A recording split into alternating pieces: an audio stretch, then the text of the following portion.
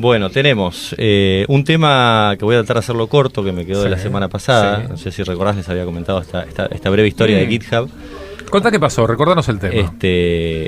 Donde básicamente tuvieron como decía, ¿no? Es una pequeña historia de la nube haciéndose torta. Una tarea programada en la cual tuvieron un corte de red a propósito de 43 segundos y les llevó la mitad de los servicios y la mitad del sitio abajo durante un poquito más de un día. Esa parte no estaba programada, por supuesto. Pero el resumen técnico la verdad que es una publicación muy interesante. Voy a tratar de simplificarla un poco para que se entienda, porque es algo que en cualquiera que administre plataformas le puede pasar en la escala que maneja. Básicamente GitHub tiene dos grandes centros de datos, uno en la costa este y uno en la costa oeste de Estados Unidos, a unos 5.000 kilómetros de distancia uno del otro, más o menos. Hablando de latencia, son unos 60 milisegundos el tiempo que tarda la información en ir de un centro de datos a otro, y dos clústeres de base de datos MySQL. Cuando deciden hacer este reemplazo de uno de los routers defectuosos que tenían, que manejaba un enlace de 100 gigas entre los dos centros de datos, tienen este pequeño corte, mientras literalmente yo me imagino que había una persona sacando un cable de red y poniéndolo en otro lado.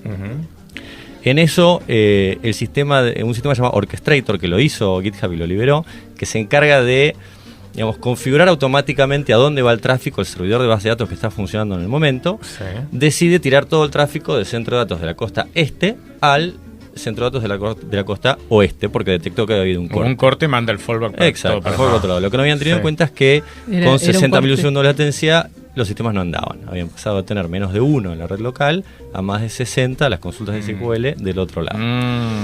Se les empieza a sacar el sitio pedazos, parte o esos pocos segundos hasta que hacen el fallback de sincronización de la información de la base no se transfieren, con lo cual se encuentran con un sistema andando lento, pero que no estaba completamente replicado, con lo cual no podían volver hacia atrás sin perder consistencia de la información. Ahí es donde empieza todo el despelote. Deciden, por una cuestión de garantizar la consistencia de datos, restaurar el último backup, que lo toman cada 4 horas. La restauración del último backup les llevó 8 horas de transferencia de datos durante el tiempo durante el cual tuvieron que frenar todo. ¿Cuánta gente transpirando en todo ese momento, no? Y bueno, GitHub la semana pasada llegó a 100 millones de repositorios, con lo cual bastante gente transpirando, sobre todo, los de adentro por ahí sabían que iban a terminar recuperando todo. Los de afuera, me los imagino con las gónadas a una altura considerable, sin saber si efectivamente iba a volver toda la normalidad. Afortunadamente lo lograron, pero me pareció un caso interesante o emblemático, si querés, de una plataforma tan grande, con una tarea programada, con anticipación, con algo que es básicamente de rutina, que es cambiar un cable por otro, te termina dando una reacción en cadena, aún en sistemas que se supone estaban previstos para esto, porque en el 2016 ya habían tenido un corte similar, por razones similares, y a raíz de eso armaron Orchestrator, armaron toda la plataforma que tienen hoy. Ahora armarán otra para que se rompa en el 2020, pero de una circunstancia, un fallo cada 2 años, calculo, pueden manejar. Esto sucedió por algo que no estaba previsto, nadie se dio cuenta, nadie pensó que iba a pasar. Y yo creo que un tema de comunicación, una parte. El problema, Claudio, es que hoy en día todos los sistemas son demasiado complejos. Exacto. En relación a la capacidad de la mente humana, vos tenés la capacidad de darte cuenta más o menos que si tirás esto ahí se va a caer. Nuestra mente está pensada para vivir en la jungla, en los árboles, robándonos la comida entre nosotros y tirándonos excremento de una rama a la otra. Nuestro cerebro evolucionó para eso y lo estamos utilizando para todo este quilombo. Y el problema es que estamos haciendo sistemas cada vez más complejos, con interacciones cruzadas cada vez más complejas, que es exactamente lo que describió él. Todo bárbaro, conmuta, qué sé yo. Espera, ¿y por dónde van? ¿Por dónde se rotan las consultas SQL? No, las que estaban siendo locales ahora van para allá, pero las latencias no funcionan.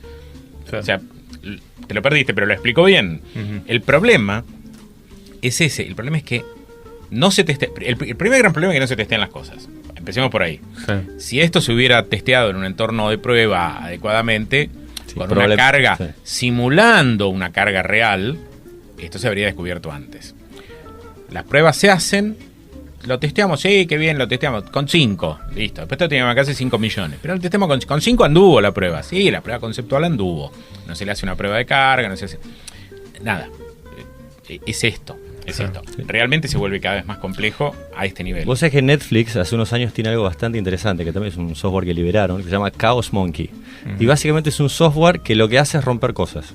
O sea, en su propio centro de datos permanentemente están rompiendo cosas para ver si se banca la caída, si se banca el failover, si las cosas están funcionando, digamos, dentro de ciertos parámetros medidos, pero tiene que ver con lo que dice el Chacal. Hay que estar testeando permanentemente lo que uno tiene, porque las capas de complejidad que vamos construyendo son cada vez mayores y es realmente imposible. Lo que pasa es que es difícil justificar, vos sabrás, te darás cuenta como lo complicado que es para las áreas, digamos, de ingeniería, justificar ante las áreas comerciales que tienen que liberar los fondos, el decir, voy a gastar toda esta guita para crear problemas. Claro.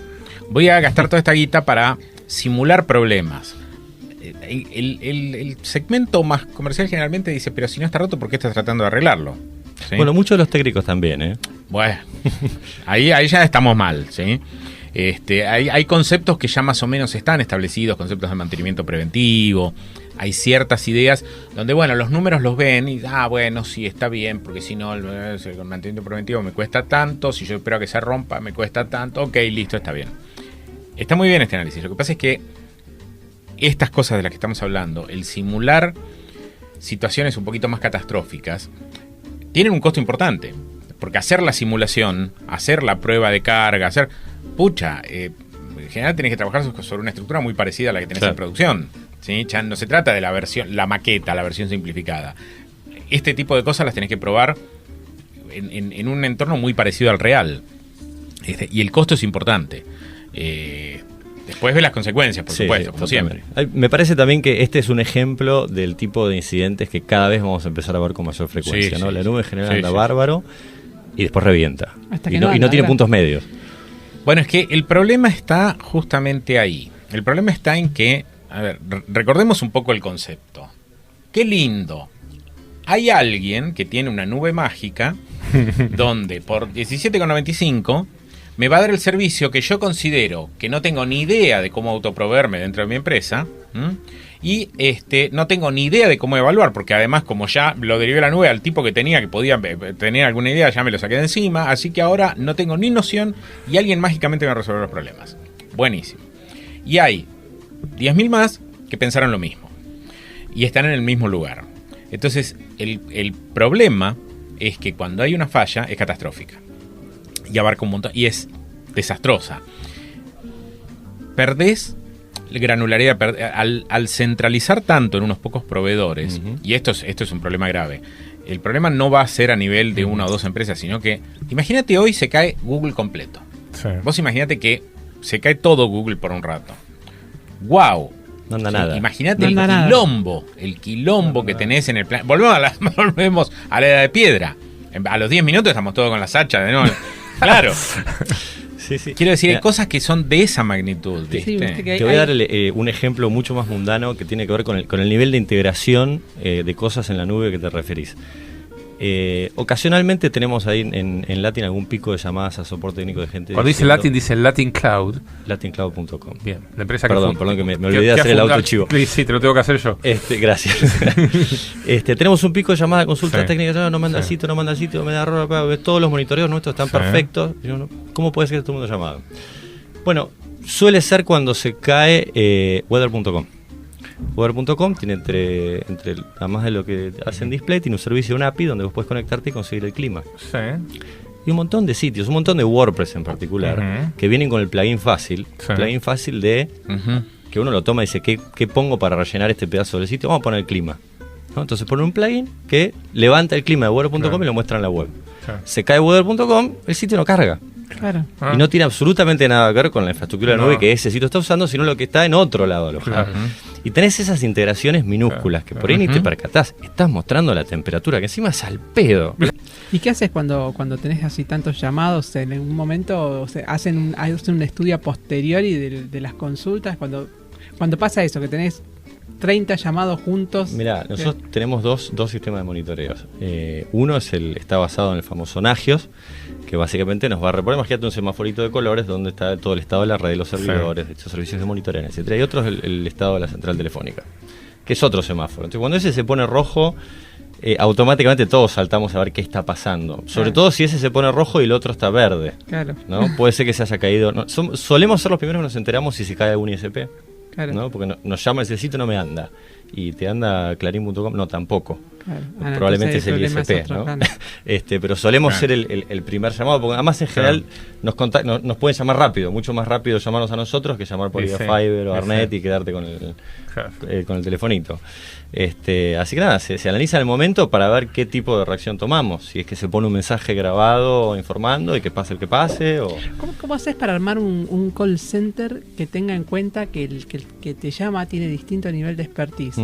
Porque a mí lo que me suele pasar es que si a mí el sitio no me anda, yo ya comprobé si no es el ISP, si no se cayó todo el planeta, si no, o sea, hago un montón de... O sea, lo último que llamo es cuando sé que no es mi máquina, no es mi cuadra, no es mi ISP, hay luz en tu casa. Hay luz en mi casa, o sea, ya cuando hice un montón de comprobaciones y caigo en el call center que me empieza a preguntar, ¿tiene la máquina prendida? Bueno, entonces ahí me... Imagínate cuando llama el chacal y le dicen, vaya inicio.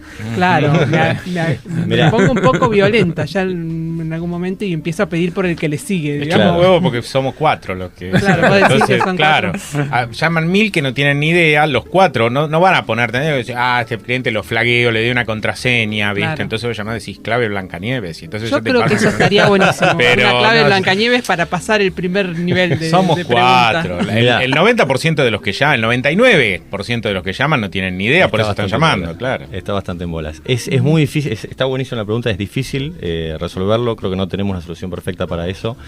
Siempre tenemos debates internos justamente de esto, si hay alguna forma de etiquetar al usuario o al que nos llama para ver a qué nivel de atención lo mandamos.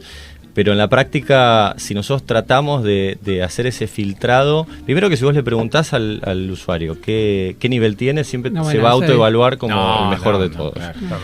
Entonces lo terminás mandando el recurso más escaso que tenés a todo el mundo y no te sirve. Claro. Y al final lo que tratamos es ser bastante finos o bastante decorosos. Si nos llama el chacal y le decimos, mira, te voy a pedir que hagas un ping a Google para ver si te responde, que abrí la ventana de comando, si ya sabes de lo que estoy hablando, discúlpame, tenemos un poquito de paciencia o decímelo y vamos a lo que sigue.